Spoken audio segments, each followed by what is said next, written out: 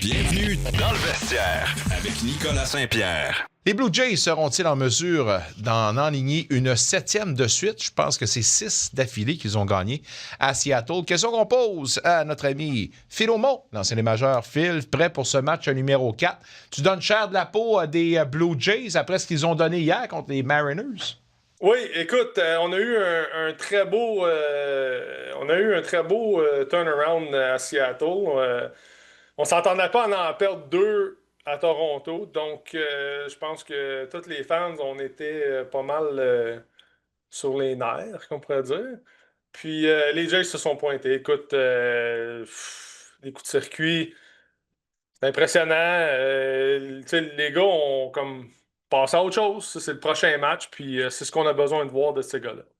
Et que j'étais content quand j'ai su que pour le match numéro 4, c'est Max Scherzer qu'on allait envoyer au Monticule. Je pense que ça faisait aucun sens pour moi, en tout cas. Je comprends qu'il n'y a pas eu la meilleure des fins de saison, mais un double trophée Cy Young, un membre du Temple de la Renommée, un champion, je veux dire, il me semble que tu l'as signé pour ce moment-là. Alors là, maintenant, Mad Max, je m'attends à beaucoup de lui. As-tu peut-être une petite crainte, cependant, pour son départ ce soir? Ben écoute, il faut quand même garder l'idée que ça fait quelques semaines qu'il n'a pas lancé dans un match. Je peux comprendre qu'on continue à garder la forme, là, puis je suis pas mal sûr que tous les traitements qu'il a besoin pour effectuer ce départ-là.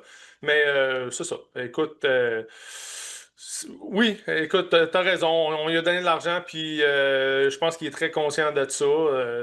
Tu sais, ça parle d'un 2 de pique quand même, là. Donc, je pense qu'il est prêt à prendre cette charge-là, puis à l'affronter une grosse équipe. Écoute, on a eu 3 matchs pour prendre le plus de données possible. Donc, ça sera à être appliqué ce soir. Y a-t-il une stratégie différente dans le match numéro 4 pour toi qu'on doit reprendre pour les Blue Jays? Ou pour toi, ce qu'on a vu hier, c'est exactement ce qu'on doit répéter, puis l'affaire est catch-up? Ben écoute, qu'est-ce qu'on a vu hier? On a vu du gros bâton, on a vu de la puissance, on a vu des gars constants. Puis tu veux pas nécessairement aller chercher la grosse puissance ou viser seulement que la grosse puissance. Je pense qu'on veut garder les gars, tu sais, c'est un peu des matchs suicides que tu dois quand même avoir en tête où est-ce que, tu sais, dans ta situation, quand tu es au bâton, t'as-tu besoin de te lancer pour la clôture ou tu peux juste aller chercher un simple au champ opposé ou aller chercher un gars et continuer la manche, continuer le trafic sur les buts. Des fois, un coup de circuit, ça fait l'effet contraire où ce que le lanceur partant ou le lanceur sur le monticule va faire un peu un réaménagement, il va faire un reset. Donc, juste tu sais, garder les situations simples, puis garder des coureurs sur les buts, c'est là qu'on est productif, puis qu'on met de la pression.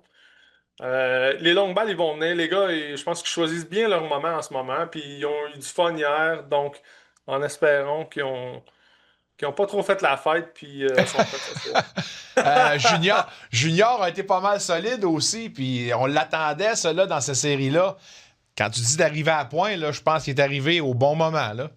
Les gars ont débloqué au moment où on avait besoin d'eux et tu sais, on parle maintenant, tu sais, il est dans, dans le spot de la lumière, puis il prend cette opportunité-là pour démontrer qu'il mérite ou ils méritent tous un peu leur position, leur temps de jeu, puis leur nom dans le line-up. Donc, un gars comme Guerrero là, qui fait ce qu'il fait en ce moment, c'est qu'il dit garde, je prends le lead, suivez-moi les gars, puis on va aller chercher un beau mois d'octobre. Ouais, j'espère, en tout cas. En tout cas, il y a une chose, c'est sûr. Il y a un gars qui montre de la constance. George Springer.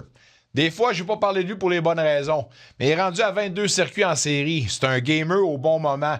4e plus haut total de l'histoire des majeurs. Faut quand même donner une certaine dose de respect à Springer, là. Ah, 100%. Écoute, c'est un gars qui a énormément d'expérience puis qui a un bagage maintenant qui se rend dans les tops. Donc, puis tu le vois, Springer, j'aime bien son approche. Tu le vois, il va s'élancer des fois pour la clôture, puis c'est correct, il a le droit parce que c'est la situation là. Mais quand il y a des situations où est-ce que on n'a pas nécessairement besoin d'aller chercher une longue balle, mais de juste garder garder la manche en vie avec 2 retraits. Il ne s'élance pas autant. Il va aller frapper la balle au champ opposé puis garder le momentum. À 2 retraits, si tu swings pour la clôture, souvent tu vas faire un ballon. Écoute, tu frappes 300, fait que c'est 3 sur 10. Tes chances de faire un ballon sont beaucoup plus grandes. Fait que les gars, ils choisissent leur situation pour faire ça. George Springer, c'est un des très bons. Ouais, salutations à M. Springer.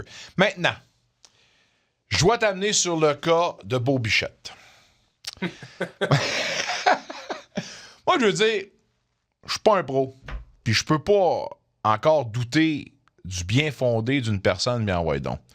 Mais je me dis, le gars est pas rentré en contact avec une moissonneuse-batteuse. Puis le genou, c'est correct, là. Mais il y a d'autres choses que tu peux amener à ta game que de courir, comme peut-être de frapper. Bref, Beau Bichette qui manque, ça t'achale-tu un peu? Ben, certain. Certain, Non, mais, que ça, mais, certain mais que ça m'achale. est-ce que tu, pas doute, mais moi, j'ai pas le choix d'utiliser. Est-ce que tu doutes quand même du bien fondé de sa blessure? J'aurais de la misère à douter de ça. Parce que, my God, c'est tellement un once in a lifetime où, tu sais, pas très souvent, il y a des gars qui effleurent jamais ces situations-là dans leur carrière. Fait que tu peux pas cracher là-dessus. Mais en même Mais, temps, je me dis, Colin, les gars, tu sais, un joueur de hockey, là, il mange une puck sur le nez, there le you nez, qui go! est rendu en dessous de l'œil gauche. Man, le docteur, là, il tire replace ça un peu, puis il 2 cotons en dedans, puis let's go. There you Tu sais? go! Mais, écoute, c'est. Je sais pas, c'est. Je connais des joueurs de hockey, puis les joueurs de comme c'est pas la même. C'est pas la même mentalité. Je te dirais pas, pas le même hungry. Les joueurs de hockey sont une coche à part, ça je leur donne.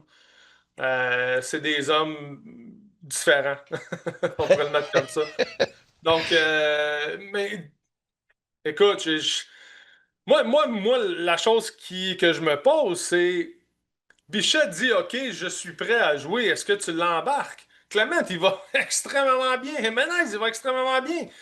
Tu le mets où? Tu fais quoi avec? Est-ce que tu prends la chance que on lui donne sa période d'adaptation? On n'a pas le temps d'y donner une période d'adaptation. 1, 2, 3, 4 à battre pour genre reprendre un peu le feel ou whatever. Moi, c'est là que je suis. C'est là que je me positionne puis je suis comme mais regarde, si t'en manques un peu trop, là, mais je pense que tu vas juste finir l'année là, puis on va garder les gars qui sont chauds. Les gars sont chauds en ce moment, là. Ils Ouais. sont hungry. Clément. Voyons, Fait que donc, toi, pourquoi on parle pas de Clément? tu craindrais de sortir quelqu'un avec toute la chimie qui est bien installée en insérant un Oui, Beau Bichette? 100%. En ce moment, parce que là, ton écart, elle commence à être grande. Ou est-ce que, tu sais, tu as une discussion avec n'importe quel frappeur, là, tu leur demandes, il y a une période d'adaptation, là. 97 000 à l'heure, là, ça vient de plus en plus vite avec le plus de temps que tu prends sans le voir, tu comprends? À un moment donné, Ouais, ouais, tu ouais. t'ajustes, mais ça fait une couple de semaines là, qu'il n'a pas vu ça, à moins que tu sais, on le mette sur la machine, puis ils ont des machines pour ça, et tu sais, il fait-tu du live BP? Mais oui, moi c'est plus la question, ça, de qu'est-ce qu'on fait avec Bichette? S'il revient, on passe aux prochaines séries, au prochain plateau. Je sais pas, moi Wow. je garde Clement, je garde Jimenez. J'ai de la misère à donner le OK de rentrer Bichette. Soit ça ou Euh, juste une match bien courte. je vais t'avouer que c'est une perspective intéressante, ça, puis j'avais pas nécessairement vu ça de la même façon. Mais là, il faut que tu m'assures une chose, là. Tu me confirmes pas que les gars font le party après une victoire de même, hein? Les gars font pas le party après une victoire comme celle-là hier. Euh, non, je peux pas en parler de ça. Écoute, je vais te conter juste une petite affaire vite vite là. Les gars de balle là, au Pan Ams, là, on est les. On avait gagné la médaille d'or. Là. Tout le monde est discipliné, tout le monde est couché, mange, fait attention à ce qu'ils mangent. Autres, on a rentré avec des caisses de bière. Les Oh joueurs de balle, my! là, ça sort, puis ça se couche tard, ça se lève tard. Il y a une routine un peu différente, puis les gars. Il y en a qui sont capables de vivre de ça. C'est ça qui est épeurant en même temps. Là.